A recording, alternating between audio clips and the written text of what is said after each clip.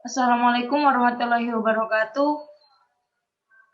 Kami dari kelompok 6 ingin mempresentasikan tentang hak asasi manusia dalam perspektif Undang-Undang Dasar 1945. Pada pembahasan bab 6 ini, kami akan mempelajari tentang hak asasi manusia dan perspektif Undang-Undang Dasar 1945.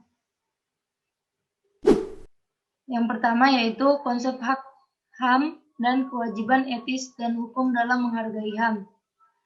Hak adalah sesuatu yang mutlak dimiliki oleh setiap orang dari sejak lahir dan penggunaannya tergantung pribadi masing-masing.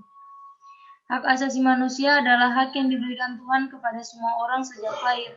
Meskipun definisi hak asasi manusia di bawah UU RI nomor 39 tahun 1999 adalah seperangkat hak yang melekat pada hakikat dan keberadaan manusia sebagai makhluk Tuhan yang Maha Esa dan merupakan anugerahnya yang wajib dihormati, dijunjung tinggi dan dilindungi oleh negara, hukum pemerintah, dan setiap orang demi kehormatan serta perlindungan harkat dan martabat manusia.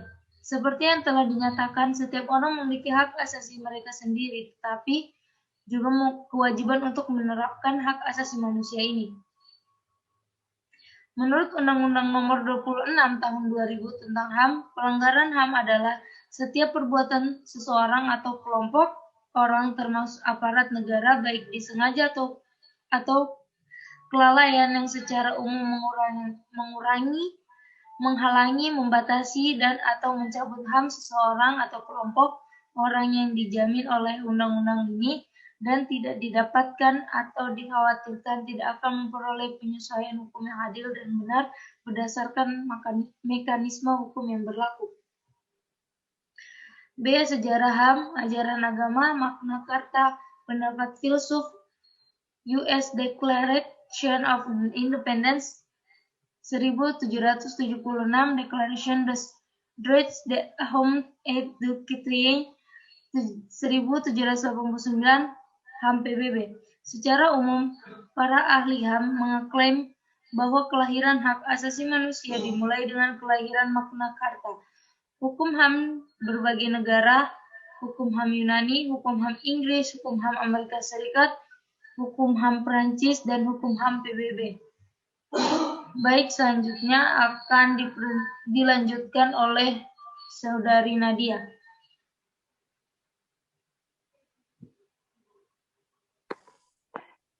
Baiklah, saya akan melanjutkan presentasinya yaitu C. Periodasi HAM PBB, hak sipil dan politik, hak ekonomi, sosial, budaya, hak rakyat, people rights. Pada 10 Desember 1948, Majelis Umum Perserikatan Bangsa-Bangsa PBB mengeluarkan Universal Declaration of Human Rights (UDHR). UDHR berisi hak asasi manusia dan kebebasan mendasar, termasuk cita-cita orang yang bebas untuk menikmati kebebasan sipil dan politik.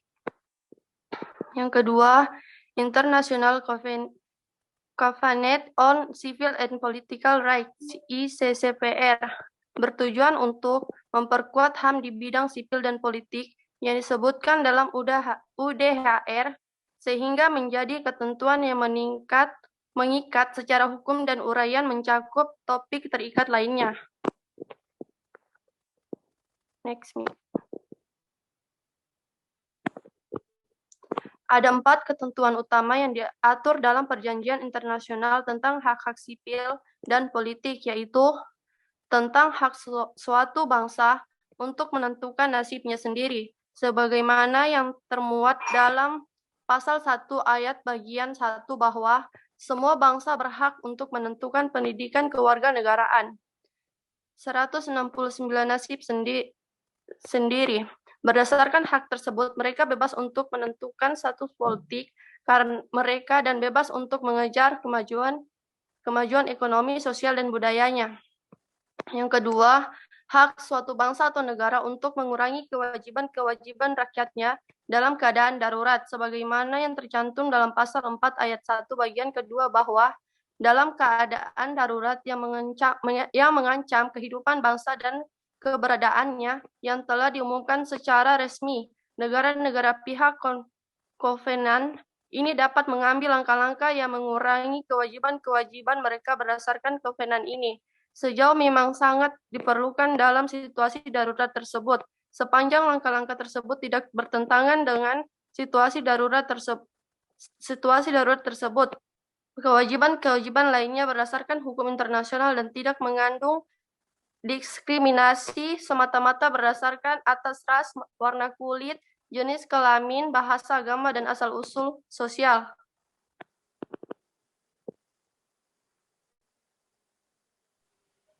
Selanjutnya dilanjutkan oleh Saudara Muhammad Zafaran.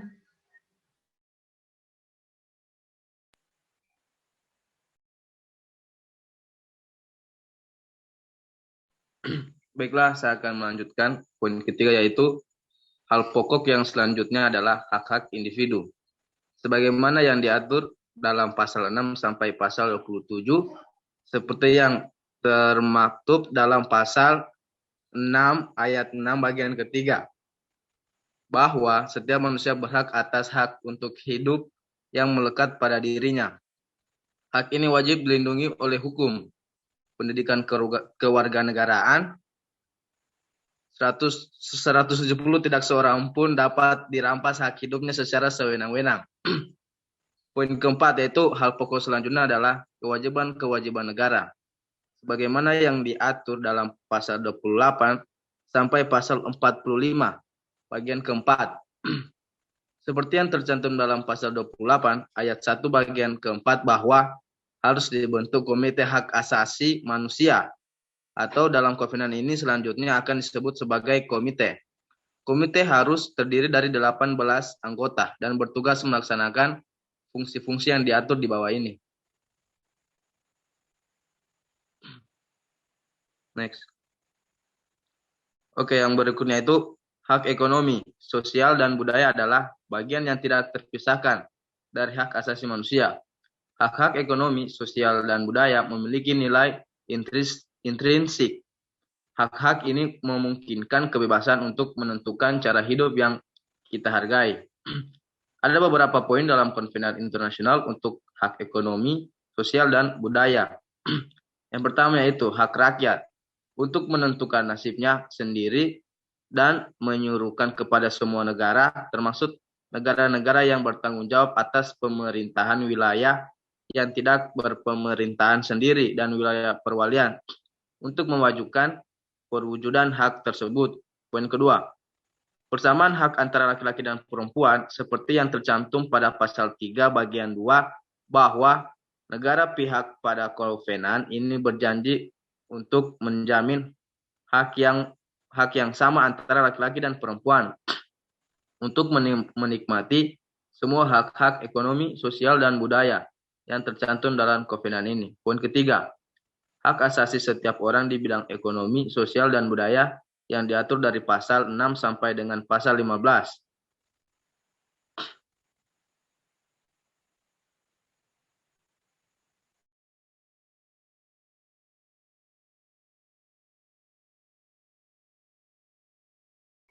Selanjutnya dijelaskan oleh Saudara Fardan Sahrul.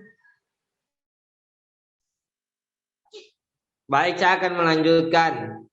Bagian D, klasifikasi HAM. Derogable dan non-derogable rights. Hak asasi negatif, liberal aktif. Demokrasi positif dan sosial. Suasana perang dingin antara blok barat dan blok timur mempengaruhi penurunan instrumen HAM internasional. Kovenan Sipol pada dasarnya berisi ketentuan tentang pembatasan pelaksanaan wewenang oleh aparatus negara yang represif. Dalam hal ini, hak yang diatur di dalamnya juga disebut hak negatif, dalam kurung negatif rights. Sementara kovenan ECOSOC sebenarnya menuntut peran maksimal negara sebenarnya melanggar hak-hak yang dijamin di dalamnya jika negara tidak menginginkan peran aktif atau memiliki peran negatif. Hak dalam Kofeban Ecosop juga disebut hak positif, dalam kurung positif right. Next.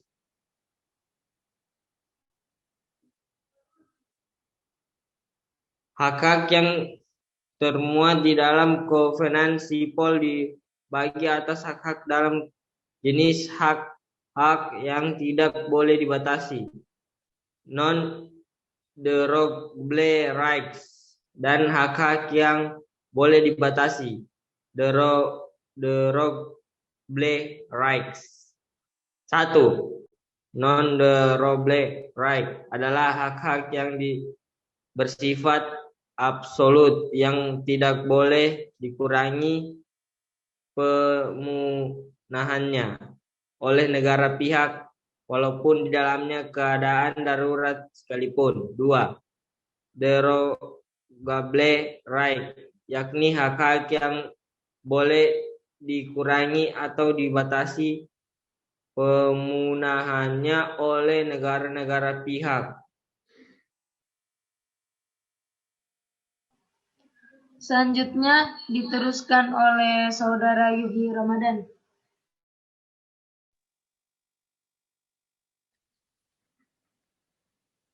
Oke, langsung saja. Terima kasih buat Fardan Sahrul. Yang pertama saya bacakan, menuntut Frans Mangis Suseno 1987 sampai 125 sampai 130. HAM dapat dibedakan menjadi 4 macam yang meliputi hal-hal berikut. Yang pertama, hak asasi negatif atau liberal. Hak asasi negatif disebut juga hak kebebasan atau hak asasi liberal. Hal itu karena hak asasi negatif didasarkan pada kebebasan dan hak seorang untuk mengurus diri sendiri. Yang kedua, hak asasi aktif atau demokrasi. Hak asasi aktif didasarkan pada pandangan tentang kedaulatan rakyat. Hal ini dengan keyakinan bahwa semua orang memiliki derajat yang sama. Yang ketiga, hak asasi positif. Pada dasarnya hak asasi positif mendasarkan diri pada pandangannya tentang tugas dan kewajiban negara. Hak asasi positif merupakan kebalikan dari hak negatif. Yang keempat, hak asasi liberal. Hak asasi sosial mendasarkan dirinya pada pandangan bahwa setiap orang mempunyai hak untuk mendapatkan bagian yang adil dari kekayaannya, materi, dan budaya bangsa. Next. HAM dan wajib asasi. Saya ulangi, HAM dan wajib asasi perspektif Undang-Undang Dasar 1945. Hak asasi manusia terkait erat dengan keyakinan filosofis tentang manusia di belakang mereka. Menurut Pancasila sebagai dasar bangsa Indonesia, kodrat manusia terdiri dari jiwa dan raga. Kedudukan kodrat sebagai makhluk Tuhan dan pribadi, sedangkan alam sebagai individu dan makhluk sosial. Filosofi dasar hak asasi manusia bukanlah kebebasan individualistik, tetapi lebih menempatkan orang dalam hubungannya dengan bangsa atau makhluk sosial, sehingga hak asasi manusia tidak dapat dipisahkan dari kewajiban hak asasi manusia. Melalui pembukaan Undang-Undang Dasar 1945 dinyatakan dalam alinea 4 bahwa negara Indonesia sebagai satu persekutuan bersama bertujuan untuk melindungi warganya, terutama dalam kaitannya dengan perlindungan hak-hak asasinya. Tujuan negara Indonesia sebagai hukum negara formal dan material memiliki konsekuensi bahwa negara berkewajiban untuk melindungi semua warga negaranya dengan undang-undang, terutama untuk melindungi hak asasi manusia untuk kesejahteraan hidup bersama. Oke, saya kembalikan kepada Nur Rahmi. Baik, mungkin itu saja presentasi dari kelompok 6. Apabila ada salah kata kami mohon maaf. Wabillahi taufiq wal hidayah. Wassalamualaikum warahmatullahi wabarakatuh. Waalaikumsalam warahmatullahi wabarakatuh.